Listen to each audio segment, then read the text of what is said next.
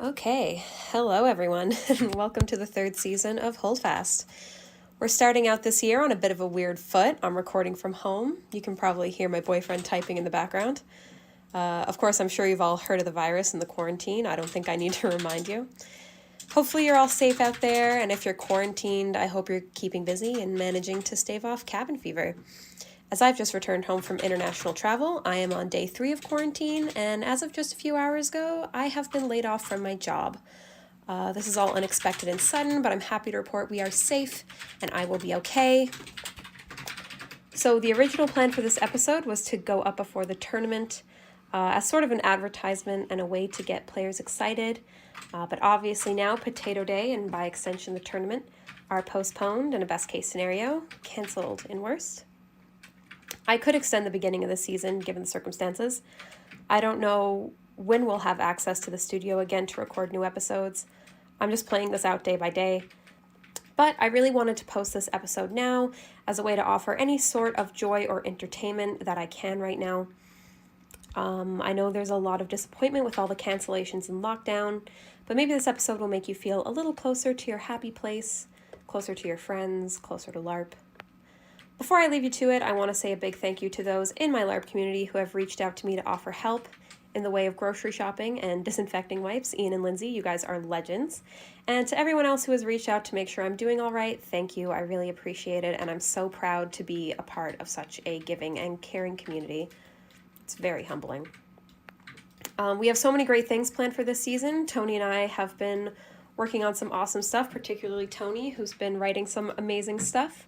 We can't wait to share it all with you. And when all of this is blown over, we'll be straight back to the studio as quickly as possible, and we're going to record some new episodes from you. Or we're going to record some new episodes for you. All right, guys. Cheers. Enjoy the episode. And enjoy my excessive use of cheesy stock sound effects. All right, see you soon.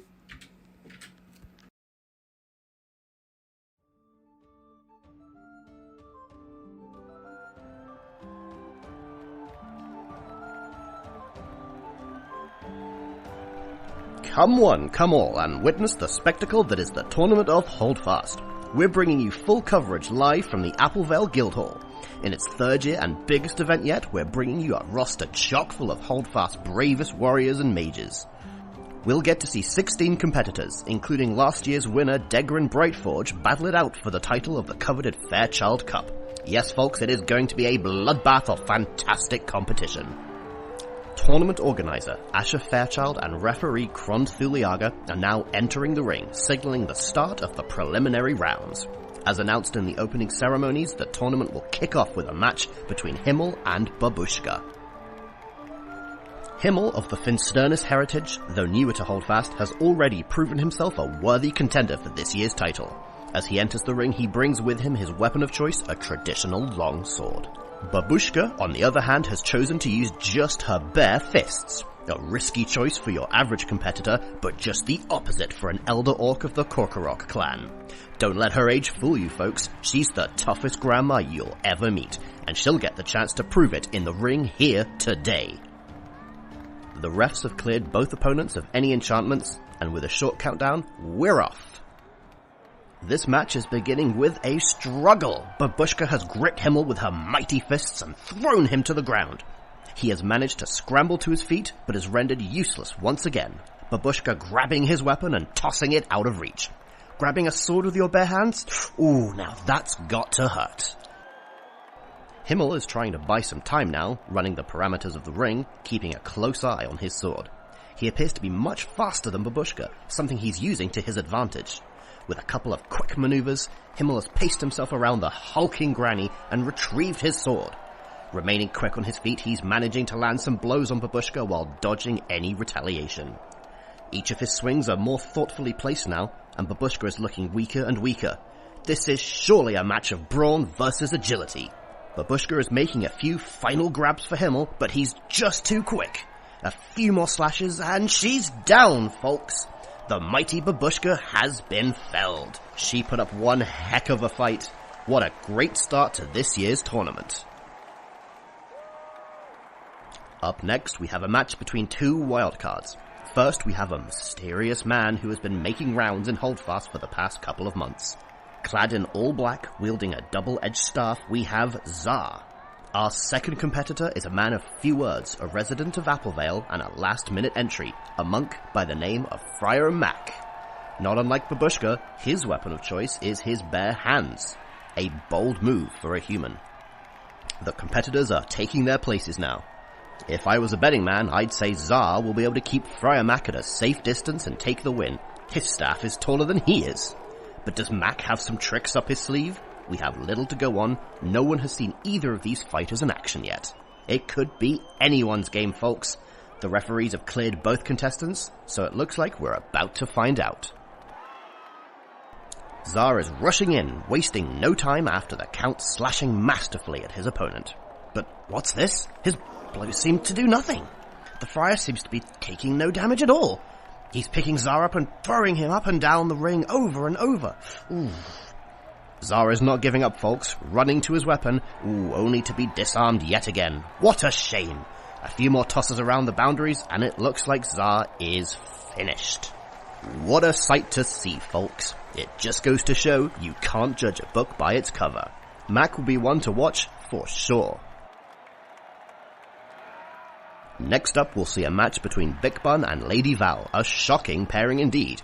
The two Fae are notoriously close, so I wonder if we'll see any punches pulled. Big Bun, a dwarf of the Ironbones clan, is choosing his signature double-edged axe as his weapon.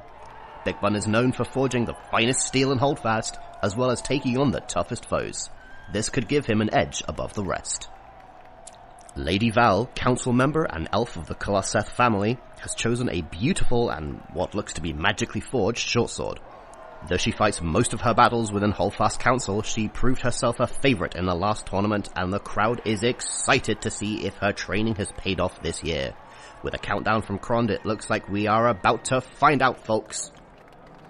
The match has kicked off with a burst of flame from Lady Val, and great Nossets melting Big Bun's armour clean off him. That's gotta be hot. Big Bun's taken a few steps back to cool off, but she's taking advantage and forcing him into a corner. With slice after slice from her sword, she's not allowing the dwarf any room to move. Big Bun has managed to break away and is running the perimeter, trying to regain his composure and create some distance between them. But Val is hot on his tail, pardon the pun. She's striking with tremendous force, her sword glowing a vibrant red.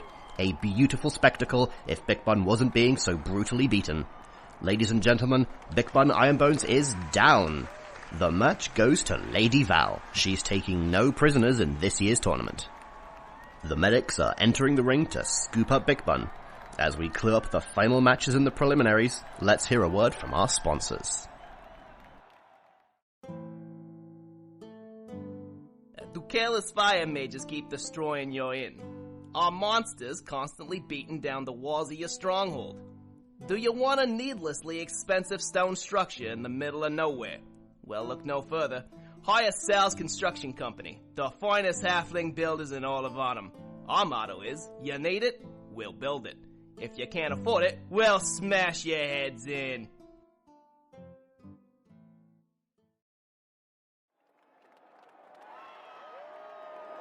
Welcome back, everybody. We finished the preliminary rounds with some fantastic battles, with Oren, Pierre, Marisi, Lady Kiket, and Degrin winning their brackets and moving on to the quarterfinals. Out of the gate, we have a match between Himmel and Friar Mac. We watched Himmel struggle in the preliminaries with Babushka's iron grip, but ultimately succeed. How will he do against the Monk of Malice? Will his strategy continue to pay off? Or will Friar Mac put an end to Himmel's journey in this tournament? And we're off to a slow start. Friar Mac waiting patiently for a move.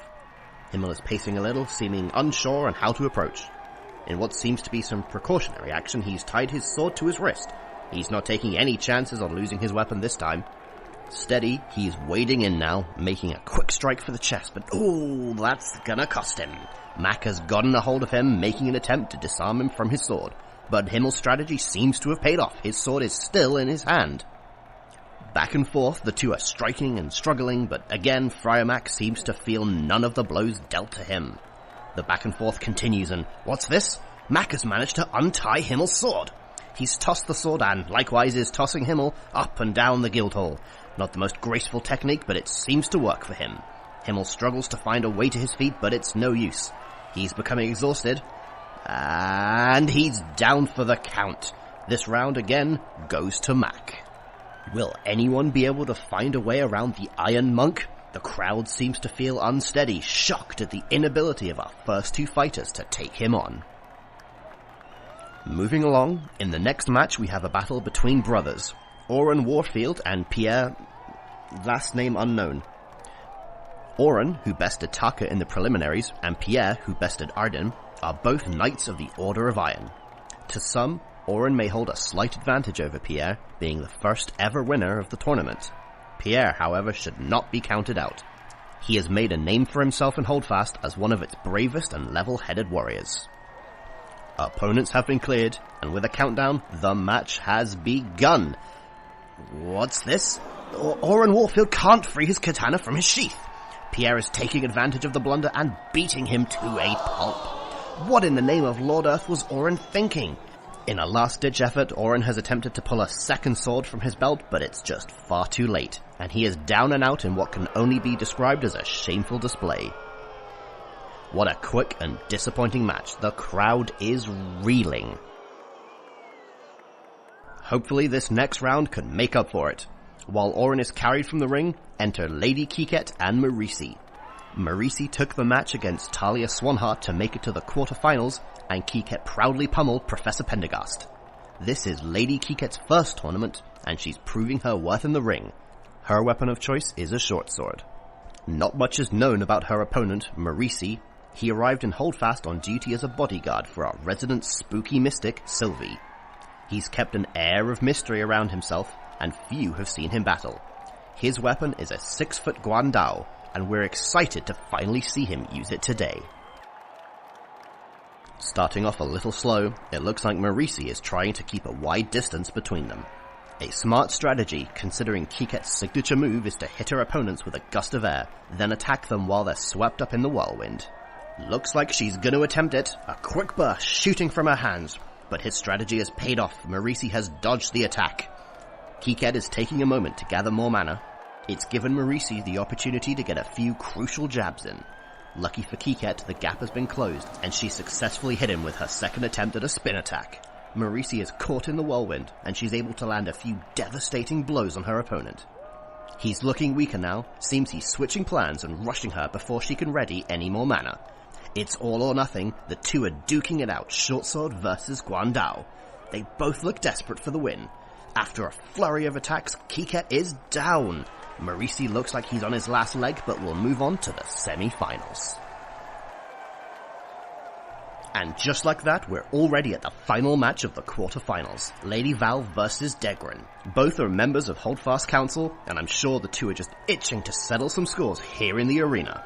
Both contestants have been cleared by the referees and are staring each other down as the match is counted in. Lady Val is starting off this match similarly to her last one, hitting Degrin's signature giant shield with a burst of flame, burning it to cinders. Without his shield, he'll have to rely on his armor and skill to see him through Lady Val's attacks. She's fast, ladies and gentlemen. He's going to have to think quickly if he wants to keep his title. Right now, all we can see is a blur of metal and magical energy. It's hard to tell exactly what's going on, but the two are giving it all they've got. Whoa! All of a sudden, Lady Val is on the ground. She's down and out. What a fast match, everyone. Degrin is checking on her, making sure she's alright. There's no love lost between these two. Looks like Degrin will be the last to move on to the semi-finals. This is proving to be the most exciting tournament yet, folks. While our competitors are healing up and fixing armor, let's hear another word from today's sponsors. Are you tired of all your crap taking up space? Well, come see me, Karl Klaus. I take one man's crap and make it another man's treasure. Come on, what are you waiting for? Do it! Do it now!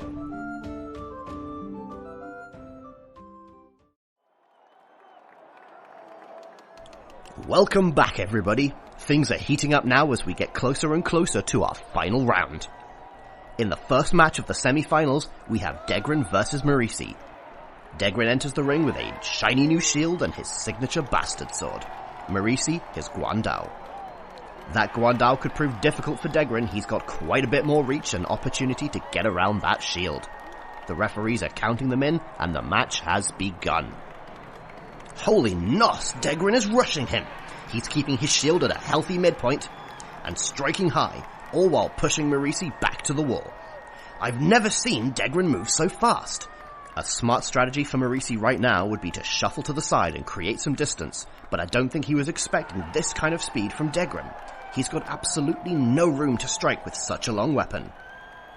With little to no idea on how to defend against this type of attack, Marisi is down and out, folks, which means whoever wins our next match will take on last year's winner, Degrin Brightforge, in the finals.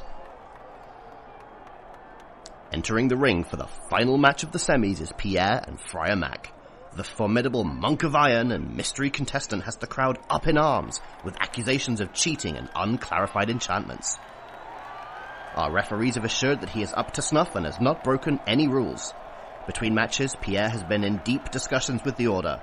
Probably trading strategies and weapons, the crowd is looking forward to seeing any changes in the Knight's fighting style. Mac, as always, has sat quiet and alone on the sidelines. Pierre, shockingly, has decided to bring in Kron's Buster Sword as one of his weapons to try on the Friar. This sword is big, ladies and gentlemen, and I would be shocked if Mac could stand up to it. Though powerful, the sword is unwieldy. I'm sure I can speak for everyone when I say we are anxious to see how it will hold up in battle. Counting in our last match before the finals, we're off! Mac seems to be waiting patiently for Pierre to charge up his swing, maybe curious as to what the Knight can do. His indifference is intimidating, folks. With a tremendous amount of strength, Pierre swings the massive sword and hits the monk. The crowd has fallen silent, waiting for the dust to clear to see what damage has been done. I don't believe this. There's not a scratch on him. Who is this guy? This is almost unheard of. Friar Mac is fine and has begun his descent onto Pierre. Pierre has dropped the Buster Sword in hope of using something easier to handle, but this switch will cost him a few tosses up the ring. With all of his strength, Pierre is swinging and dodging, but he's not making much progress. He's taken some hits, but is far from down and out. In almost a show of respect for his opponent, Mac has allowed for Pierre to catch his breath on the other side of the ring. Tossing his helmet to the side, Pierre is removing his dagger from its sheath. An odd choice, but anything is worth a try at this point. The crowd is holding its breath. Pierre slashes, but is grappled and tossed to the ground for the last time. He is down, and Mac takes the match. What a display of excellence from Pierre. Give him a round of applause, folks. As the contestants rest and heal up, let's hear a final message from our sponsors.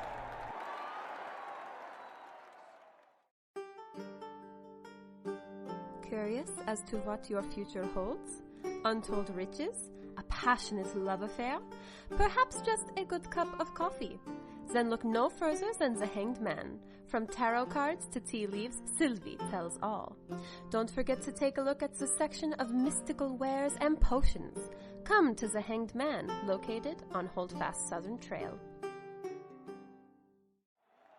Welcome back, everyone. The crowd is up in arms here at the Tournament of Holdfast as we get ready for our final match between Friar Mac and Degrin Brightforge. Again, it looks like the Order is meeting to discuss a new approach to taking on the Iron Monk. The tournament has gone to members of the Order for the last 2 years. I imagine they're intent on keeping it that way. Mac, of course, is sitting quietly on the sidelines as always, staying true to his vow of silence. The refs are clearing the contestants now. In an interesting turn of events, Degrin's weapon of choice is a borrowed katana, or in Warfields to be exact. Its origins are mysterious, given to him by Lord Air himself. Magical energy is the only thing that hasn't been tested on Mac yet. Will it work? Mac, tried and true, is sticking with his fists.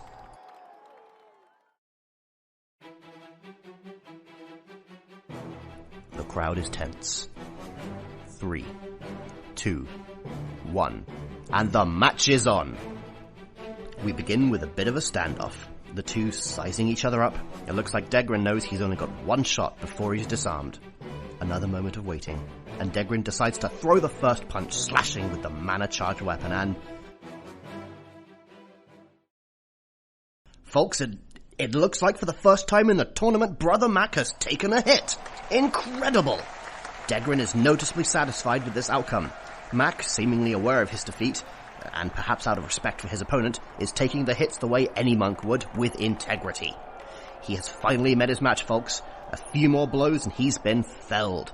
And just like that, folks, it's all over. Brother Mac is defeated, making Degrin Brightforge, for the second year in a row, Holdfast Tournament Champion. He is handed the trophy, and with that, it looks like the end to another year of the tournament fighting. We'll see you at the closing ceremonies, everyone. Until next year, keep up the good fight.